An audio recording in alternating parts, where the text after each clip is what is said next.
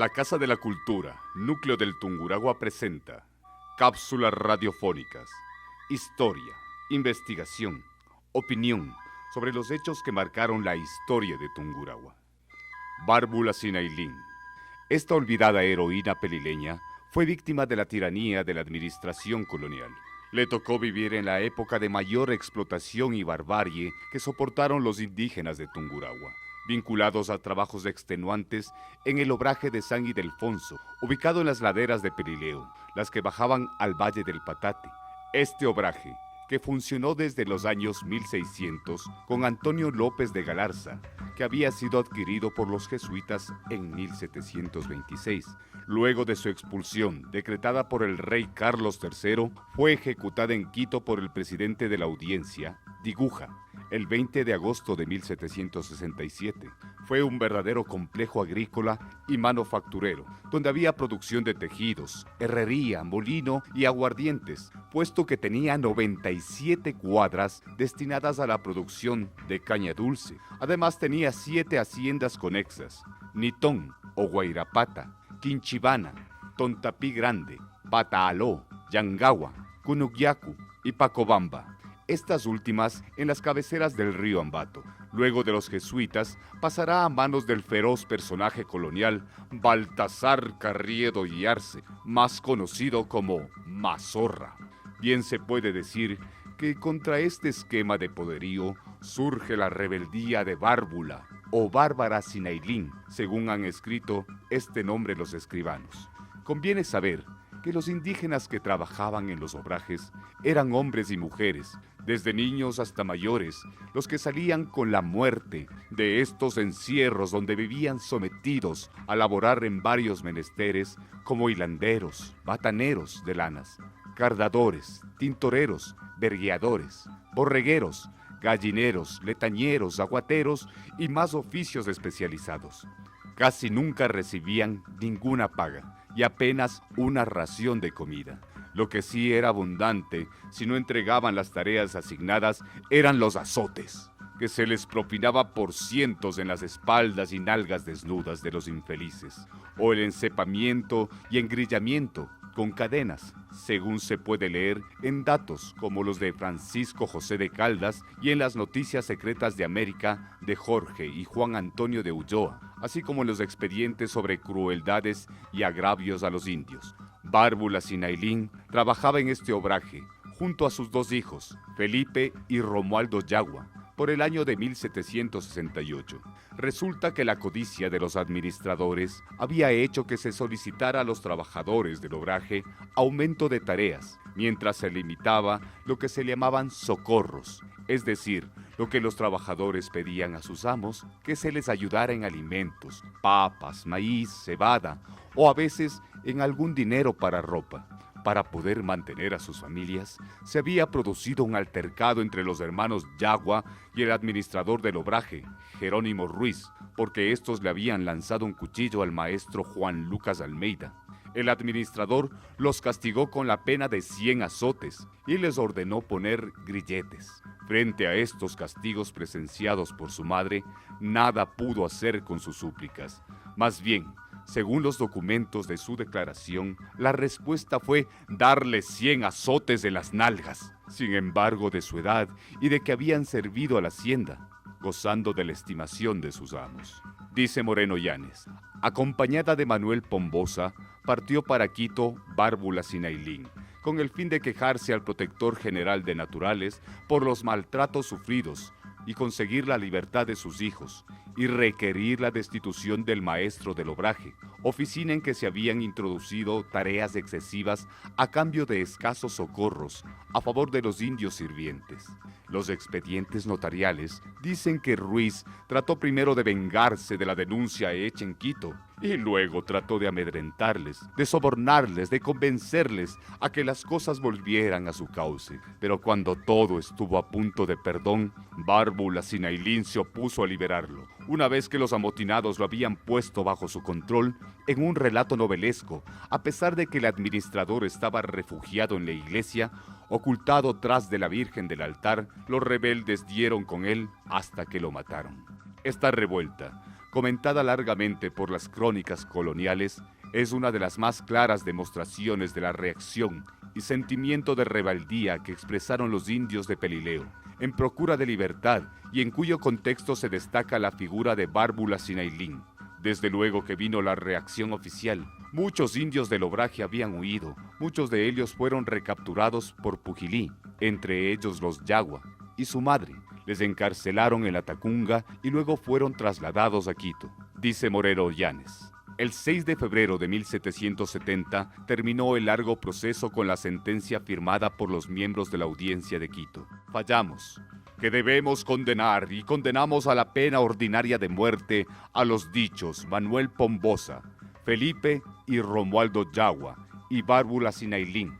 A muchos otros que se cita en el fallo se los condenó a por lo menos 200 azotes. En cuanto a los condenados a la pena de muerte, después de ser bajados de la horca, serán divididas sus cabezas, y conforme a una costumbre bárbara de los españoles, se debían quebrar sus cuerpos en cuartos, que serán llevados con los dichos azotados al mismo obraje de San Ildefonso, para la segunda parte del castigo, y las cabezas de los 4 mencionados serán puestas en jaulas de fierro, bien clavadas, de modo que nadie las quite, sobre las puertas principales del expresado obraje, y los cuartos o destrozos del cuerpo repartidos por los caminos de su inmediación, de donde ninguno osará quitarlos hasta que el tiempo los consuma, certifica el escribano Cuellar.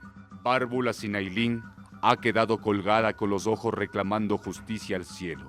Su hijo, que se ha desprendido de su vientre, lame la tierra ensangrentada, creyendo y convencido que es su madre.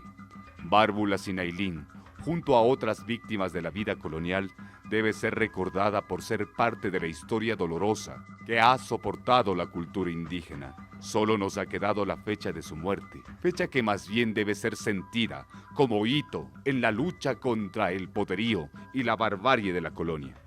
Tomado del cuaderno Mujeres Rebeldes y Mártires de la provincia de Tungurahua, de Pedro Reino Garcés. Narración, Marcelo Dávila. Supervisión, Máximo Barba. Estas son las crónicas ocultas de Tungurahua.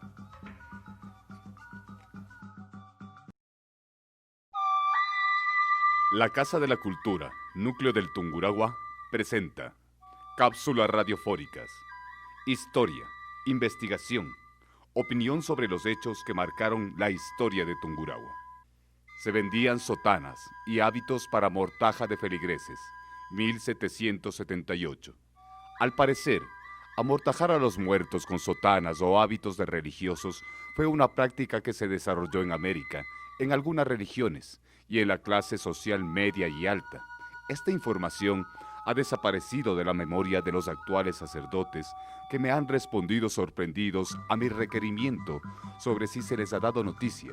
Por y para su información e información sobre esta historia, que debe ser uno de los puntos deliberantes en la instrucción sacerdotal latinoamericana. Esto pensando que acá el catolicismo todavía es emergente y requiere de posturas críticas para supervisar los errores con que la Iglesia de mentalidad medieval ejerció la cristianización con un sentido más dogmático que deliberante. In Dei nomine Amen. Sea notorio a todos los que este instrumento y última voluntad vieren, como yo, Marcos Valencia, vecino de esta villa, hijo legítimo de Ventura Valencia y María Proaño, vecinos que fueron del asentamiento de Tacunga, ya difuntos, estando enfermo en la cama, hago y ordeno este mi testamento y última voluntad en la manera siguiente. Primeramente, encomiendo mi alma a Dios, declaro y es mi voluntad que si la divina se cumpliera de llevarme de esta presente vida a la otra, mi cadáver sea amortajado con el hábito del seráfico Padre Señor San Francisco y sepultado en la iglesia de Santo Domingo, y acompañe mi cuerpo el cura párroco con cruz alta y doble de campanas, y se me diga una misa cantada con su vigilia, si fuere hora competente, y si no, el día siguiente, para lo cual pagarán mis albaceas. Arreglándose al sínodo, declárolo para que conste. La idea va a que no solo se vendían hábitos nuevos para que el futuro cadáver se envolviera en ese hálito o aura que requiere la fe, para lograr el paraíso y la gracia de Dios.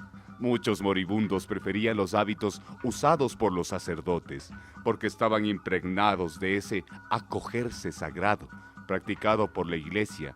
Para quienes no estén familiarizados con conocimiento de esta práctica, acogerse a sagrado significaba que, por ejemplo, un perseguido político o alguien que podía ser llevado a la cárcel, si se entraba a la iglesia y se refugiaba en un altar, no podía ser arrestado. Morir cobijado por un hábito religioso era otra forma de acogerse a un símbolo sagrado, que identificaba a los sacerdotes con las órdenes a las que pertenecen.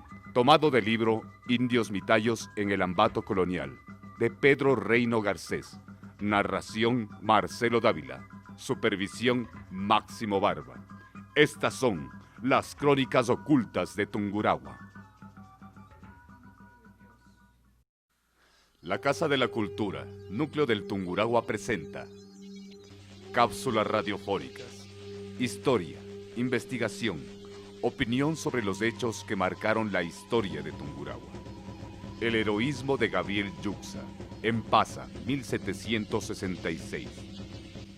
Gabriel Yuxa ni siquiera tiene memoria en Pasa, su pueblo, ahora parroquia de Tungurahua, a donde llegaron los primeros hispanos y en donde se quedaron muchos atrapados por la fertilidad de su suelo, por su paisaje y por los indios que pasaron a ser sus serviciales, mitayos y gañanes. Gabriel Yuxa es un rebelde, un contestatario que desafía el poder colonial y resiste a convertirse en el mitayo y organiza un motín o levantamiento en 1766 contra el poder de las haciendas en manos de la iglesia extorsionadora, pero predicadora de todas las ironías que pulpiteaba en favor de los miserables indios.